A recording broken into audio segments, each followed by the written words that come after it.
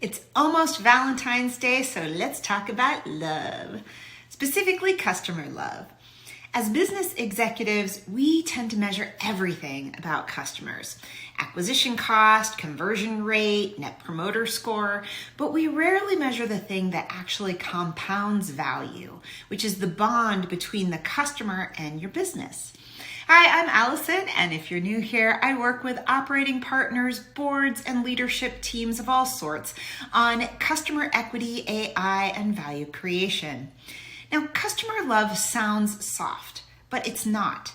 It's the only metric that predicts whether your business will exist in 10 years on the backs of your customers. But the problem is most companies think they are measuring it with customer lifetime value, but they're not. The way most teams calculate CLV, they're actually slowing down the business, looking behind them instead of ahead. So less velocity, not more. Today, I'll explain why customer love is not a vanity metric, why CLV is not customer equity, and the 3 most common ways companies miscalculate CLV. And then one dirty secret. So get your mind back in the video and let's talk about why love is not a vanity metric. Think about your customers on a spectrum.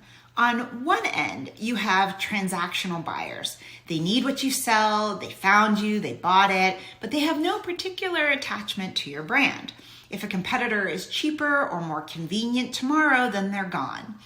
On the other hand, you have bonded customers. They don't just buy from you, they choose you repeatedly. They tell other people about you, they forgive your mistakes, they even stick around when switching might be easy.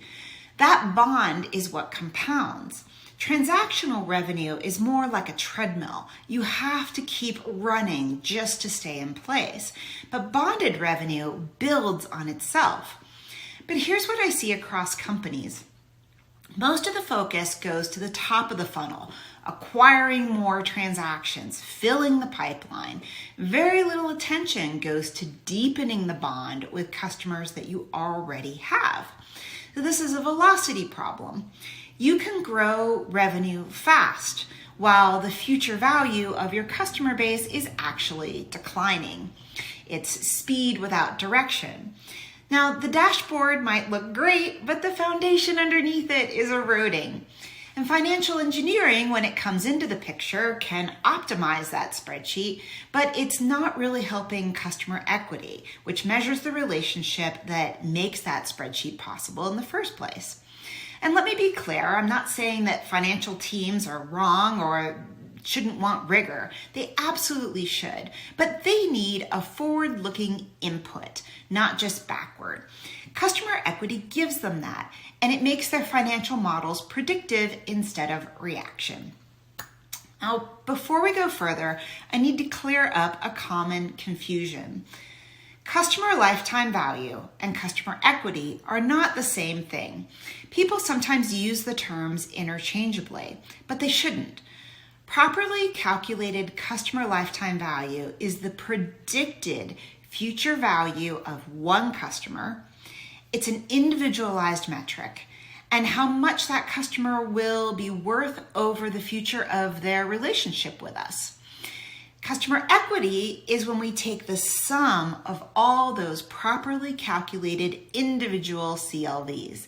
It's what your entire customer base is actually worth, and it is an incredible strategic asset, arguably the most important one you have. If CLV is like a single stock in the stock market, then customer equity is like your stock portfolio.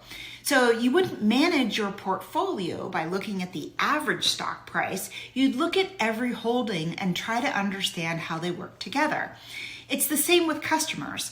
CLV helps you prioritize an individual customer, and customer equity helps you grow the value of the business. When companies confuse these two concepts, they end up treating CLV as a marketing metric, something the marketing team owns and reports on and maybe optimizes in isolation. That's like treating your balance sheet as a marketing report. It just doesn't work. Customer equity belongs in the boardroom because it's directly tied to enterprise value. Now, Even when companies measure CLV, the way they calculate it often gives a misleading picture. And when your foundation is off, every downstream decision is built on that shaky ground. So let's walk through 3 of the most common miscalculations. First, relying on averages. I hear this all the time. Our average CLV is $120.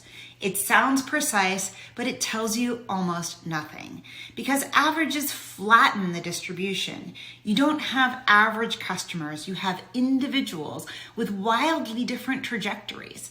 A $120 average could mean 1,000 customers at $120 each. Or it could mean 100 customers worth $1,000 each and 900 customers worth $22. Same average, completely different customer bases, completely different strategies. And here's where velocity comes in. If you're growing revenue by adding $22 customers while your $1,000 customers churn, your average stays flat. Your dashboard looks fine, but your business is actually eroding underneath you. Averages feel comfortable, but they send the wrong signal. The second common mistake is measuring history instead of the future. This one is subtle but very critical. There are different flavors of CLV, and commonly what I see is historic value is what's called CLV. Now, remember that what we want to measure is future value, what our customers will spend going forward. But many companies just sum up what customers have spent and call it CLV, reported up to the board. That's basically accounting. That's not where the company is going. It's where it's been. It's a rearview mirror.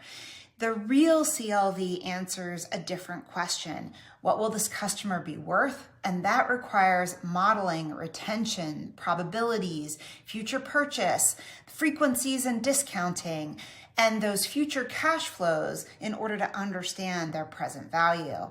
Here's a very simple test. Does your CLV calculation include a discount rate on future dollars? If not, it's not CLV.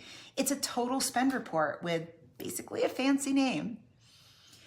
The third common way to miscalculate is measuring activity without the context of the value.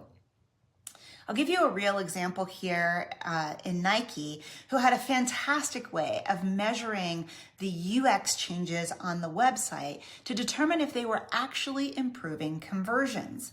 So for every UX change, the individual components, the buttons, tools, content blocks on the page were measured in dollars. So when they ran a UX change, they could pin the impact back to specific elements on the page and what they were worth.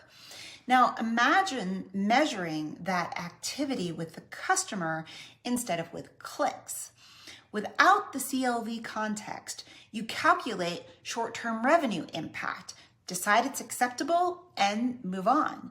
But with the CLV context, you might realize that the customers behind those clicks represent $3,000 of future value, or they might represent $500 of future value, 6x the difference. Same conversion metric, but completely different business decisions. This is why conversion rates, engagement rates, or any activity metric without customer value context can be misleading. You might optimize for transactions while accidentally repelling your highest value customers, the ones who love you. Now, for a good time, take a minute and look up an old ad. It's Adobe's Click Baby Click video, and you'll see what I actually mean. Bonded customers are customers who behave a little differently than transactional customers. So if you're not weighting by customer value, you can't see the difference. These miscalculations don't just give you imprecise data, they drive decisions that will erode your business over time. So when CLV is calculated poorly, you get flawed prioritization. Sales chases accounts that might look active, but they have no future value. And marketing might invest in acquisition channels that deliver transactional buyers, but not bonded high-quality customers. high acquisition cost, low lifetime return. Worse, you could be making strategic mistakes. You might cut low-dollar customers who are actually in your growth pipeline, or you overinvest in segments that are destined to churn fast. You celebrate revenue growth that's actually diluting your customer base quality.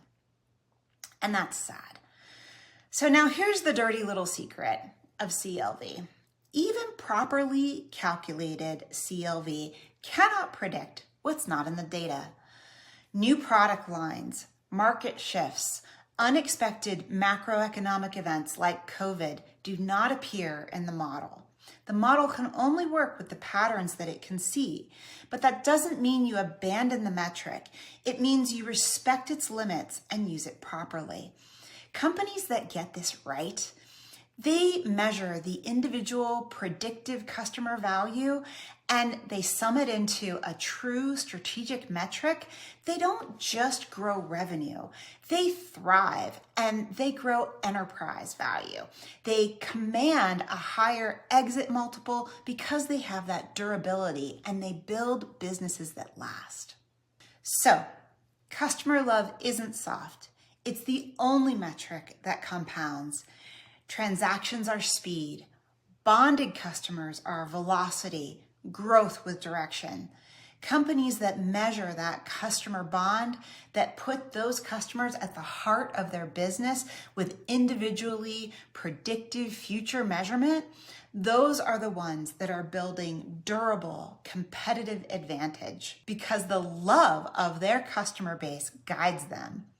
If you want to understand what your customer base is actually worth, the real number, not just the average, I'd love to talk to you. Just DM me on this channel or check out customerequity.ai. Thanks for watching and happy Valentine's Day.